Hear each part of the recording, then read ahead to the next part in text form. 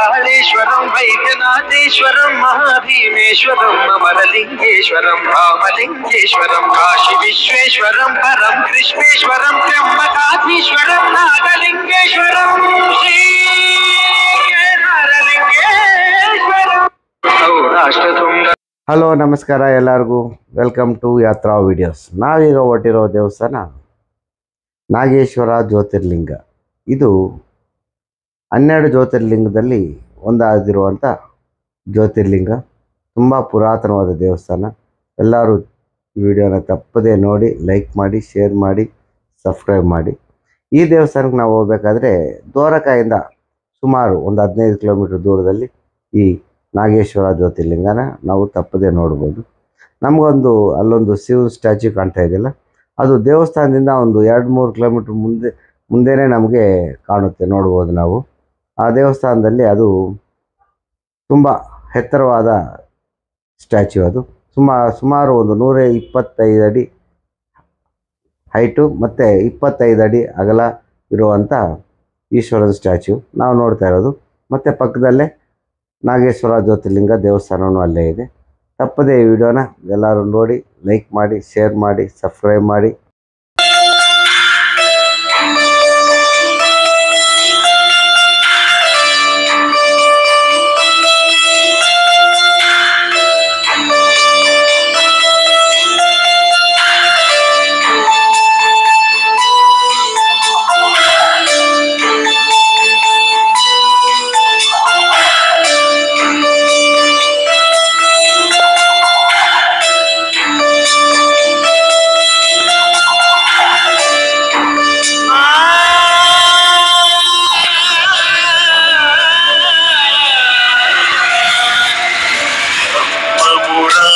सुरार्चितलिङ्गं निर्मलभासितशोभितलिङ्गं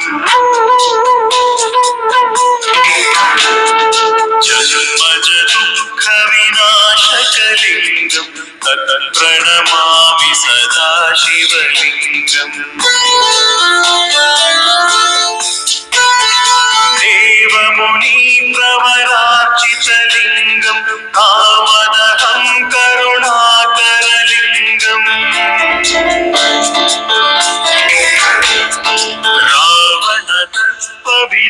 रावणदर्पविनाशनलिङ्गं तत्प्रणमामि सदा शिवलिङ्गम्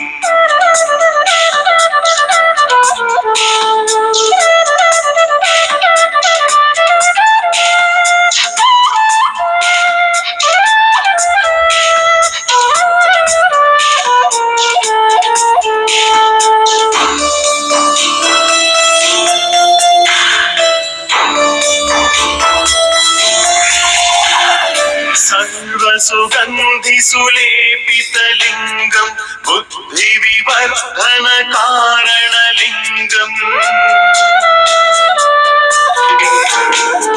सिद्धसुरासुरवन्दितलिङ्गं तत्प्रणमामि सदा शिवलिङ्गम्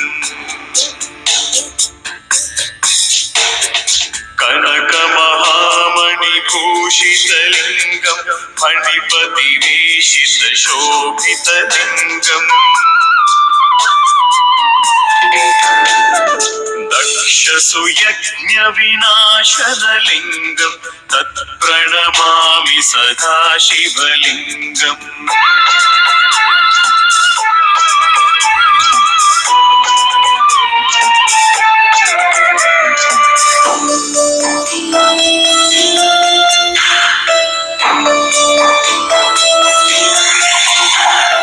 कुङ्कुमचन्दनलेपितलिङ्गं पङ्कजहार सुशोभितलिङ्गम् सञ्चितपापविनाशनलिङ्गं तत्प्रणमामि सदा शिवलिङ्गम् देवगणार्चितसेवितलिङ्गं भावैर्भक्तिभिरेव च लिङ्गम्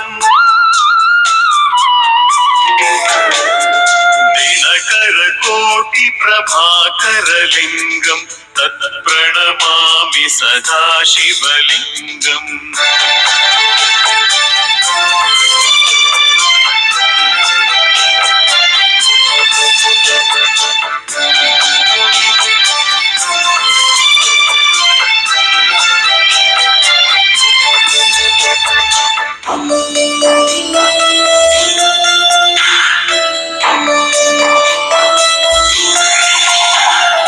अष्टदलो परिवेष्टितलिङ्गं सर्वसमुद्भवकारणलिङ्गम्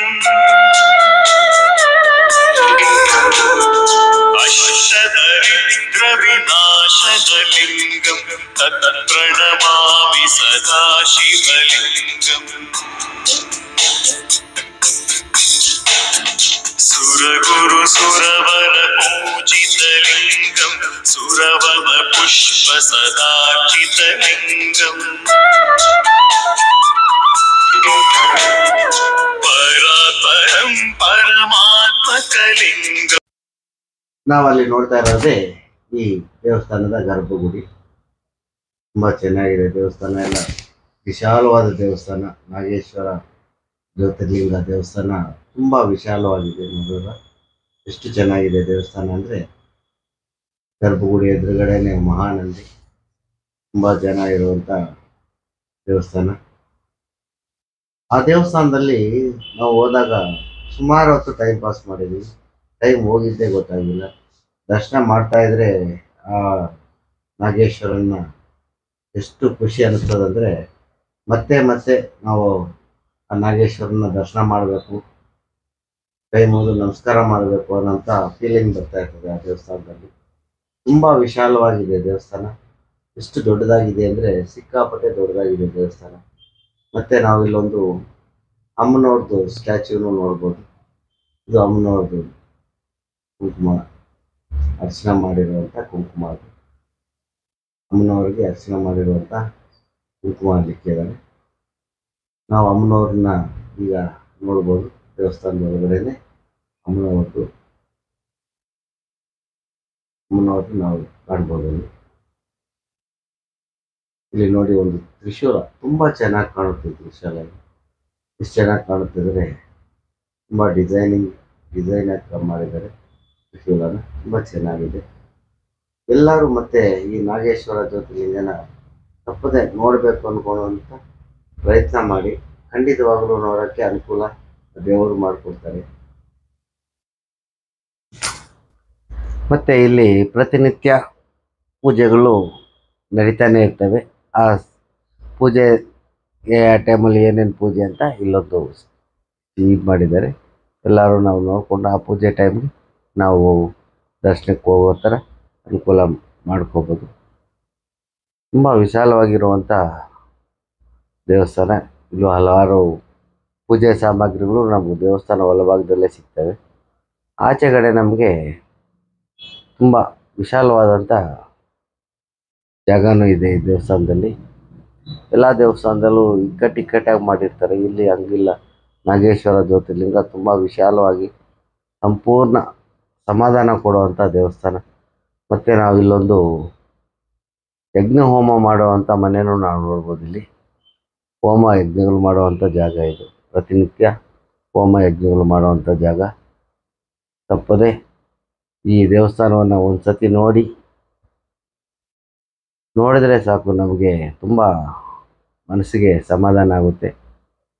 ಹಾಗಾಗಿ ಎಲ್ಲರೂ ಈ ನಾಗೇಶ್ವರ ಜ್ಯೋತಿರ್ಲಿಂಗನ ತಪ್ಪದೆ ನೋಡಬೇಕು ಅಂತ ಕೇಳ್ಕೊತಾ ಇದ್ದೀನಿ. ಬಾವುಟ ನೋಡಿದ್ರಲ್ಲ ಎಷ್ಟು ಚೆನ್ನಾಗಿ ಆಗ್ತಾಯಿದೆ ನೋಡ್ರಿ. ನಾಗೇಶ್ವರ ಜ್ಯೋತಿರ್ಲಿಂಗ ದೇವಸ್ಥಾನದ ಬಾವುಟ ಅದು ಎಷ್ಟು ಚೆನ್ನಾಗಿ ಗಾಳಿಯಲ್ಲಿ ಹಾರ್ತಾ ಇರ್ತದೆ. ಇದು ಹಿಂಭಾಗದಲ್ಲಿರುವಂಥ ಖಾಲಿ ಜಾಗ. ತುಂಬ ಚೆನ್ನಾಗಿದೆ ನೋಡಿ. ಇಲ್ಲೊಂದು ಆಲದ ಮರ, ದೊಡ್ಡದಾಗಿರುವಂಥ ಆಲದ ಮರ ಇದೆ. ತುಂಬ ಪುರಾತನವಾದ ಆಲದ ಮರ ಇಲ್ಲಿ. ಮತ್ತು ಇಲ್ಲಿ ಈಶ್ವರ, ಪಾರ್ವತಿ, ಗಣಪತಿ, ಕಾರ್ತಿಕೇಯನೂ ನಾವು ನೋಡ್ಬೋದು. ಇಲ್ಲಿ ಚಿಕ್ಕದಾಗಿ ಸ್ಟ್ಯಾಚ್ಯೂ ಮಾಡಿದ್ದಾರೆ. ಇದು ದೇವಸ್ಥಾನದಲ್ಲಿರುವಂಥ ಹಿಂಭಾಗದಲ್ಲಿರುವಂಥ ದೇವಸ್ಥಾನ. ಮತ್ತು ಈ ವಿಡಿಯೋನ ಎಲ್ಲರೂ ತಪ್ಪದೇ ನೋಡಿದ್ದೀರಂತ ತಿಳ್ಕೊಂಡಿದ್ದೀನಿ. ಎಲ್ಲರೂ ನೋಡಿ ಒಂದು ಲೈಕ್ ಮಾಡಿ, ಶೇರ್ ಮಾಡಿ, ಸಬ್ಸ್ಕ್ರೈಬ್ ಮಾಡಿ, ಕಾಮೆಂಟ್ ಮಾಡಿ. ತುಂಬ ಚೆನ್ನಾಗಿದೆ ಈ ವಿಡಿಯೋ.